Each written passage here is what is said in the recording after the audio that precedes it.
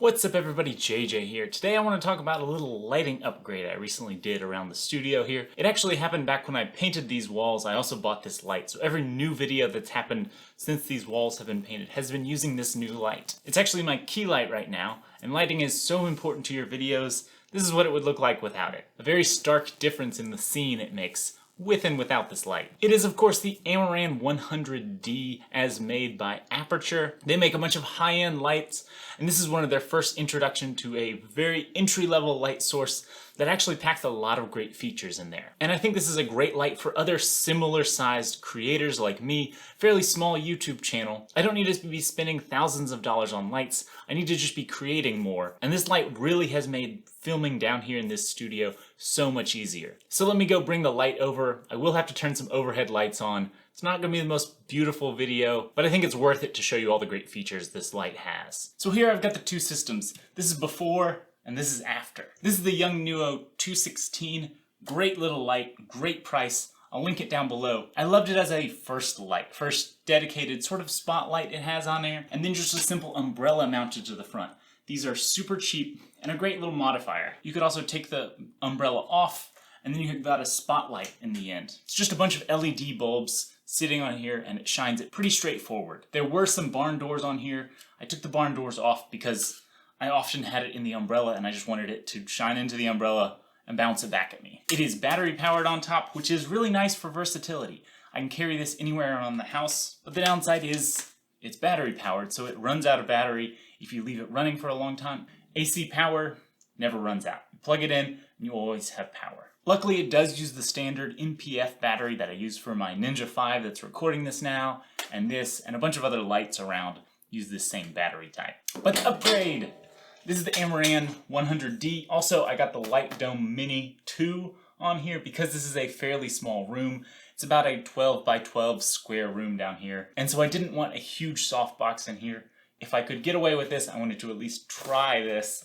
And I think this is plenty of diffusion for me. Because I'm not doing whole body diffusion. If I was doing a lot of whole body shots, larger diffusion would work. Usually I'm getting at most a waist up shot. So something as small as this works pretty well for diffusion. And build quality for the price, this is amazing compared to this. This, it feels cheap because it is. This is a very budget entry-level option. This is stepping it up. The mount here is metal, but the whole body is mostly plastic. Everything here seems so high quality and durable in comparison. It's got this solid yoke on the side. You rotate that, it unlocks. There's this big solid handle on the back to be able to angle it. And then you can just tighten it down on the side there. Super easy to adjust. On the other side, we've got these tiny little thumb screws that sometimes can be a pain to open in and out. This one, you have your entire hand on things. It's just so much easier to adjust. The button controls on the back are super simple. There's a single button, which is also a dial, and you can dial between level of brightness you want. But if you press it, it does 20, so it goes 40, 50, 80, 100 brightness. Click it again, it goes back to 20. And for me, oftentimes I don't need such fine-tune adjustments. I'll just click it to jump between what I want, and it makes it super easy to just tap that a couple times. Increase your brightness, change it back down. Usually around 40 is all I need around here. Most of this body is entirely heatsink.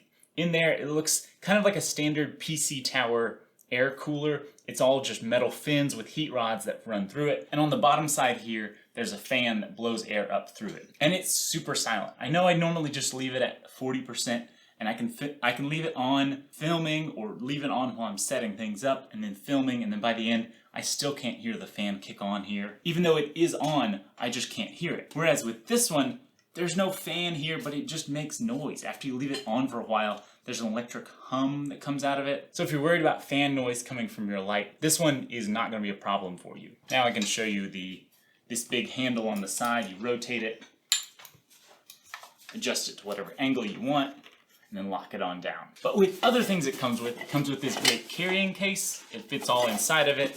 Nice little feature for something in this price range if you ever do need to move it around. In here we've got the standard diffusion. There's a gel holder, so this one can go in front of the light. It uses this magnetic cover. You could put colored gels in here and turn it on. Because it is only a daylight balanced light, if you need it to be tungsten or cooler or warmer, you could just put a gel in here Super simple to use. Great little padded bag if you ever do see yourself moving around your lights. This one works great. Removing the front Bowden mount to the diffusion is simple. There's just a button here.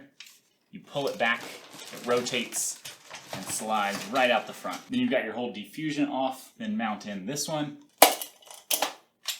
Lock it in place. Super easy to change. If you've never used Bowden mount, and I never had till I used this one, it's just super easy to change. If you ever do need to change between spotlight, that's 60% spotlight. But if you ever need a spotlight and then need to change back to diffusion, it makes changing it super easy to change. It's incredible how much comes in this kit. This thing is almost too bright. At a single percent, that's still a lot of brightness. One decision I did have to make when deciding to get this was whether to go with the Amaran 100D or the 200D, is the upgraded, brighter version. It's just got a 200 watt light on the front instead of a 100 watt light. And I'm so glad I didn't try to upgrade because this one I rarely use at full brightness anyways. A big question to ask yourself is what you're matching it with. And for me, if I'm matching it with an open window or even using this as a fill light, I don't need this at 100%. 50% is usually good. Or if I'm trying to light a whole scene from across the room, then I might crank it up to 100%. But I do think if you had a bigger room than that you're trying to light, bigger than this room, and trying to match multiple subjects, if you're trying to get much bigger diffusion than this out of it, there are definitely situations you might want bigger ones. But I would say for anyone trying to do the small bedroom turned into a YouTube studio conversion, this is probably one of the best ones you're going to get in this price range. But now let me hook this all back up how I normally film, and I'll explain the app that comes with it. Because yes, at this price range, you're even getting a built-in app to adjust some of the features. And there we are, back to our standard. This is my 3 lighting setup. I've got my Amaran 100D as the key light, the Yongnuo as my fill light, and I even have a little light up here that I mounted to the ceiling to be a little bit of a hair light. And now let me take you into the app because there are some features you can only change in the app that you're not able to change on the back. I do like that it has a fairly simple control scheme on the back. It makes it so easy to adjust, and you can even just reach behind it without being able to see what you're doing. You can be able to control it. So going into the Sidus Link app, I have it put under scene 1. There's a single fixture there. It'll reconnect all. And with me having one light there, I can adjust the intensity to it. Decrease, increase, decrease, or turn it off or back on.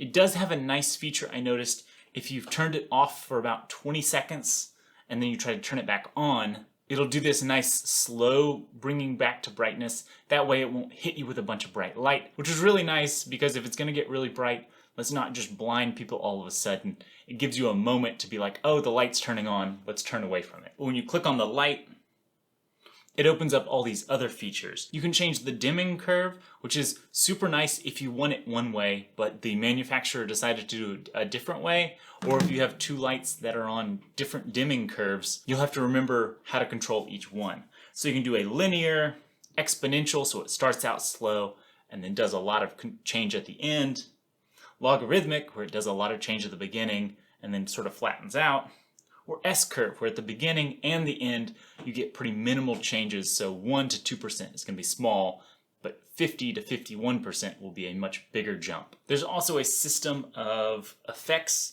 you can put on here. This is a paparazzi mode for, I don't know, this isn't really something I would need. I feel like I'm just going to give myself a seizure from something like this. For me, I kind of just want it to be on. It's a key light, not an effects light. But it's nice to have a feature and not need it than to need a feature and not have it. So I'm glad it's in here, even though I will probably never use it. Overall, I'm really happy with my purchase here, and I was not sent this for free. I bought it myself. This isn't a big enough YouTube channel to get amazing things like this sent to them, but maybe if you do like and subscribe down below, maybe I would get some awesome things like this that I could review. But if I was restarting my YouTube channel with no equipment on hand, I wouldn't start with the Amaran 100D. I would probably start with a cheaper Yongnuo light like I did, because there's so much I learned with that. When I first got the cheaper lights, it had more features than I knew what to use. I was still learning the basics of lighting, and that level of lighting quality was enough for me. And then as my ability grew, I outgrew the light, and I wanted it to do things that it couldn't do. So that's where the Amaran 100D, it's a great first upgrade